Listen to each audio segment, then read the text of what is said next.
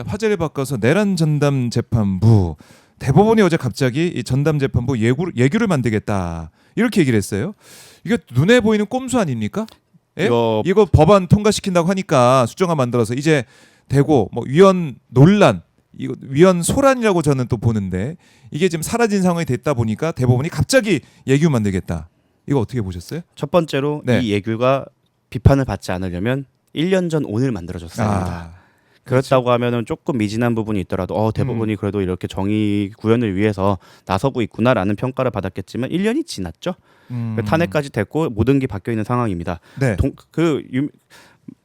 너무 상투적이지만 독립 이후에 광복 이후에 독립운동 시작한 거예요. 그래서 전혀 의미 없는 행위고 오히려 광복에 독립운동 시작했다. 지금 이미 입법이 올라간 상태에서 이렇게 예규를 만드는 건 대법원이 저는 사법부라고 하지 않겠습니다. 모든 판사가 이렇지 않을 거라고 저는 믿어 의심치 않습니다. 대법원 특히 조희대를 비롯한 소수의 대법관이 이제 눈치를 보지 않고 스스로 한 명의 정치 플레이어임을 선언한 것과 다름이 없다. 사실 우리가 불과 계엄 전만 하더라도 그 여의도 문법이 아니라 전 국민이 그렇게 생각을 했습니다. 그 법원의 판결을 지켜보자. 뭐 우리의 이득 관계 상관없이 판결을 존중한다. 라는 게 거의 그냥 그 고정 문자처럼 나왔었어요. 이제는 그러지 않습니다. 이유는 하나입니다. 본인이 기계적 판단, 그러니까 중립적 판단을 하지 않고 한 명의 정치 당사자가 되어버렸기 때문입니다. 예규가 지금 나온 이유는 정치인으로서의 행보 외에는 그 해석이 불가능한 부분 아니겠습니까? 그렇네요. 그렇기 때문에 이것 자체로가 대법원이 스스로의 신뢰와 독립성을 해치는 행위다라고 생각을 합니다. 그리고 내용에도 논란이 좀 많은데요. 그러니까 이게 글쎄요, 내용 자체를 보면은 이게 법안과 예규를 비교해 보면 그야말로 이걸 뭐 이제 랜덤으로 하느냐 아니면 이 추천이 통해 가지고 임명하느냐 뭐 이 차이가 있는 것인데 예규는 우리는 무작위 배당 계속 해왔으니까 그대로 간다. 달라진 게 없는 것 같은데 제가 봤을 때. 아니요, 이제 큰 차이가 있는 부분이 있습니다. 1번 영장 전담 재판부에 대한 예규는 없습니다. 즉 그 영장 4인방은 내가 그대로 유지해서 대법원으로 치고 올라오는 그런 공세는 다 막아내겠다라는 포석도 깔려 있다고 생각을 합니다. 그렇네요. 영장 이 부분부터. 두 번째는 재판 중계에 대한 규정이 없습니다. 재판 중계. 네. 그러니까 예전처럼 꽁꽁 밀실에서 진행이 되고 소수의 활동가나 기자분들이 지금 재판이 이상하게 굴러가고 있어요 라고 외쳐봐야 국민들이 사실 봐야 알죠. 우리가 이화상 변호사가 저러는지 지기현 재판장이 거기서 웃고 있는지를 모르지 않았습니까? 그러니까 분명히 이슈는 많이 나왔어요. 기자들이 이거 이상하다라고 얘기했지만 사실 그렇게까지 화제가 되지 않았는데 이 재판 중계에 대한 규정이 없습니다. 그리고 6개월 제한이 없습니다. 네, 그리고 전속 관할에 대한 규정이 없습니다.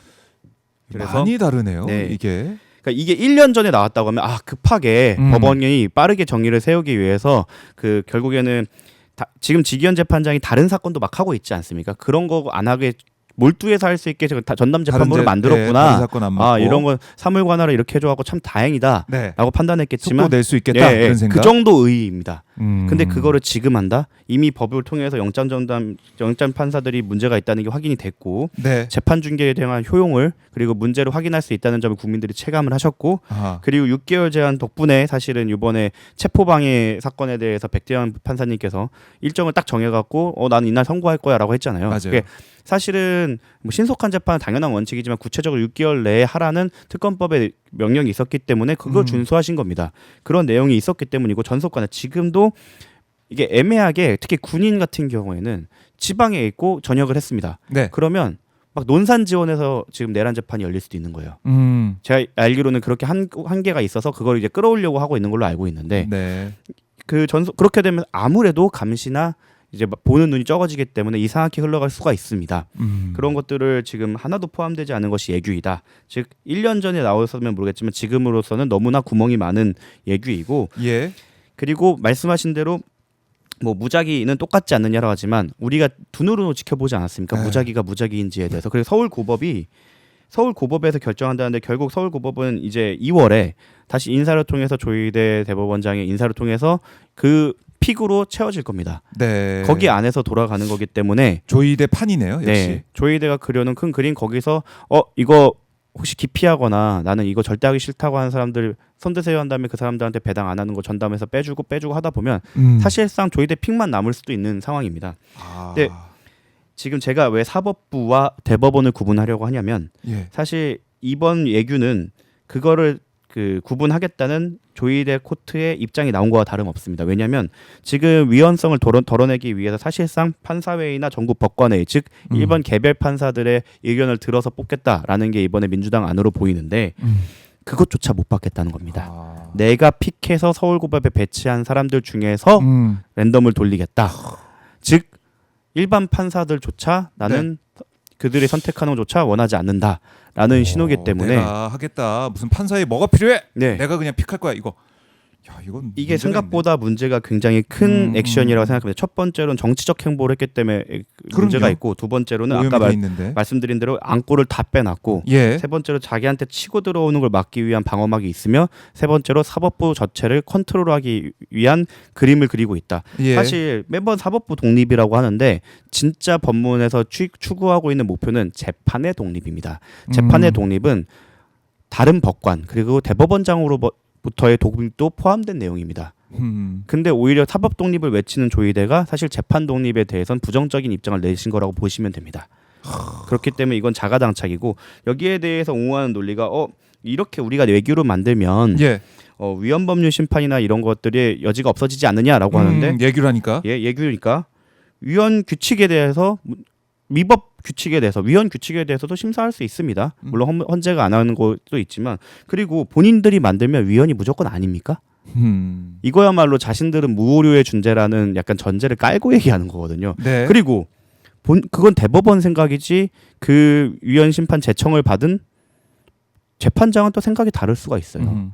근데 자기의 생각과 재판장의 생각이 다 같을 거다. 그리고 우리는 틀리지 않았다라는 전제를 깔아야만 그 논리가 가능한 거거든요. 거기서 이미 오만과 독선이 나온다라고 보입니다.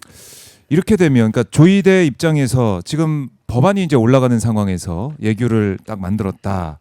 어떻게 보면은 꼼수라는 말씀도 드렸지만은 국회의 이런 결정, 이런 판단 여기에 대해서 반발하는 아유 그거 못 받아. 내가 내 마음대로 할 거야. 이런 생각 계속 가지고 있다는 거네요. 아까 준적준처럼 조적준으로 입법부의 독립을 무시하지 마십시오. 사법부 독립을 얘기하고 있는데 지금 보면은 사법부가 전혀 내부에선 독립되지 않고 조이대에 종속돼서 조이대에 따라서 움직일 수밖에 없는 거 아니냐 이런 우려가 커진다. 옛날에 막 영국에서 이상한 연구 많이 하지 않습니까? 거기서 나왔던 연구 중에 하나가 그 사람이 쓰는 비판이 자신의 컴플렉스를 나타난다고도 하더라고요. 윤석열 씨가 매번 단화할 때마다 반국가 세력을 운운했던 것처럼. 근데 본인이 정작 반국가 세력 아니었습니까? 조이대 씨가 매번 그 사법부의 독립을 얘기하는 게 사실은 가장 사법부의 독립을 해치고 있는 게 본인이기 때문에 아닐까. 그렇게 볼 수도 있겠네요. 독립이 전혀 안 되고 있다. 사법개혁을 얘기하면서 제일 중요한 것은 이 내부에서 독립. 그렇죠. 어떻게 보면 행정처나 이런 대법관에 있어서 대법원장이 있어서 휘둘리지 않는 사법부가 필요한데 그걸 어떻게 보면 예규로 그걸 하려고 하니까 그걸 막아서는 조이대의 모습. 글쎄요. 이 민주당의 입장은 여기에 어떻게 하든 간에 법안 통과시키다 이거기 때문에 다행이다라는 말씀할 수가 있지만 조이대의 이런 반응 자체가 국민의 입장에서는 괘씸하다라고 생각할 수가 있겠네요. 그렇죠. 이걸 사실상 자신의 사조직처럼 만들겠다는 취지라고밖에 안 보이고 여기에 대해서 국민 여러분들께서도 똑똑히 알고 비판해야 되지만 법원 특히 일선 판사, 법원 가족이라고 부르거든요. 법원에서. 법원 가족 여러분들께서도 꼭 확인하셔야 됩니다. 누가 사법부의 독립을 해치고 재판의 독립을 해치고 있는가. 그리고 조이대는 과연 일선 판사들의 편인가. 이번 예규를 통해서 적나라하게 드러났다고 생각합니다. 전국법관회의도 판사회의도 믿지 못하겠다. 내가 고른 사람만이 이 재판을 할 수 있다라고 하는 사람이 과연 사법부를 위하고 있는 건지 아니면 자신에 대한 수사 혹은 자신의 안위를 위한 것인지 이거를 꼭 우리 법원 가족 여러분들께서 잘 판단해 주시기 바랍니다. 알겠습니다. 계속 저희가 지켜보도록 하고요. 아까 보니까 저희 슈퍼챗 보내주셨어요. 애청자시죠? 소피아선님.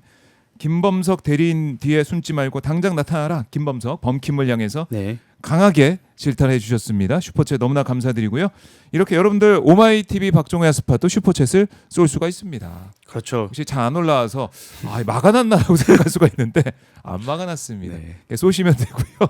좋아요 버튼도 안 막아놨습니다. 좋아요 버튼 누르면 좋아요 버튼은 심지어 무료입니다. 무료입니다. 이거 눌러주시고. 그렇다 2번 누르시면 안 돼요? 네, 한 번 딱.